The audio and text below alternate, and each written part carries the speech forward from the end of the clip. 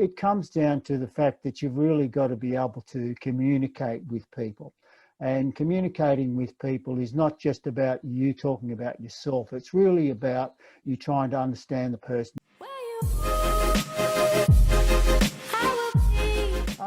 I am working for a state-owned Chinese enterprise telecommunications company, and I've been developing some other business models associated with my consultancy practice. So it's not been too bad for me. So from a person with years of experience, what should we do as students to definitely improve and gain some industry connections of our own?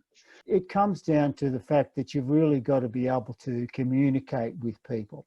And communicating with people is not just about you talking about yourself. It's really about you trying to understand the person you're speaking with. But it should always be in any kind of social sense where you try and drive the conversation around particular things that you want to gain out of it. That might be a bit selfish in nature, but definitely find what's interesting for the other person. So when someone asks you for what do you do, I always turn around and say, well, no, what do you do? And then I'll find out a bit about them, and then you can pitch the conversation around something that's of interest to them. But you should take every opportunity to try and meet people and use the tools around LinkedIn or any social media.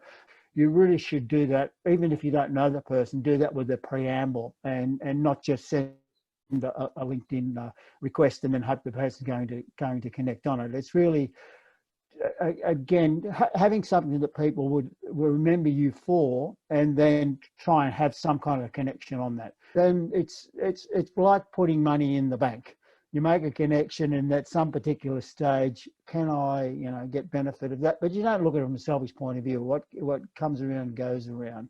How do we actually maintain these connections? Definitely with the new age of technology and LinkedIn, I feel like a lot of students find it very hard to maintain some of these connections when they're going from industry to industry. So how can we tackle that problem?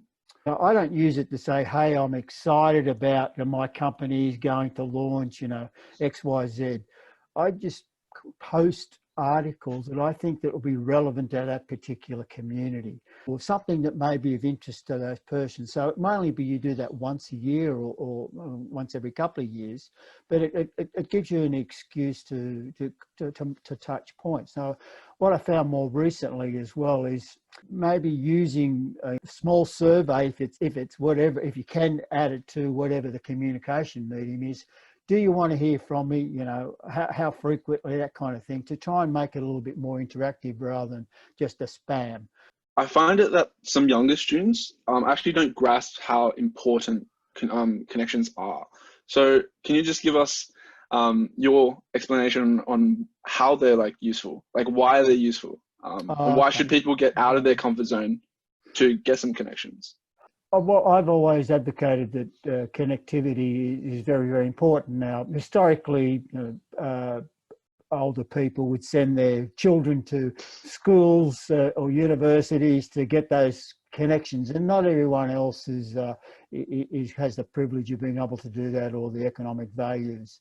But the thing is, with as for students and anyone trying to get into their own business or be an entrepreneur, is that it comes down to the fact that you've really got to be able to communicate with people. Whatever the project, if it's something to do with funding, or if it's to do with, someone's going to introduce you to somebody else, or you want to meet a family member, or you want to find out somebody, you always refer back to what that connection is. Now, as a final question, do you have any final tips just for the students in general? It doesn't need to be with connections. Well, it's a matter of reaching out to people of all ages and all cultures, I find. The thing is that it's really a matter of continuing to have the interest to talk to someone, to find out, and then with the view that hopefully that person will learn something from me and I'm going to learn something from that. Look beyond the things that you get siloed into, and the aging process, unfortunately, it gets worse and worse and worse. So you've got to be very, very open-minded and just try and communicate. And it may not be just verbal communication. It could be written. You could write a poem, or you could write, you know, something that could resonate, or find something that's of interest to somebody, of the person you're communicating with, and that starts a fantastic conversation that could lead anywhere. Hope you enjoyed the video. If you want to see videos like these, go check out our Real Skills Education Facebook page, follow us on Instagram, and check out our LinkedIn.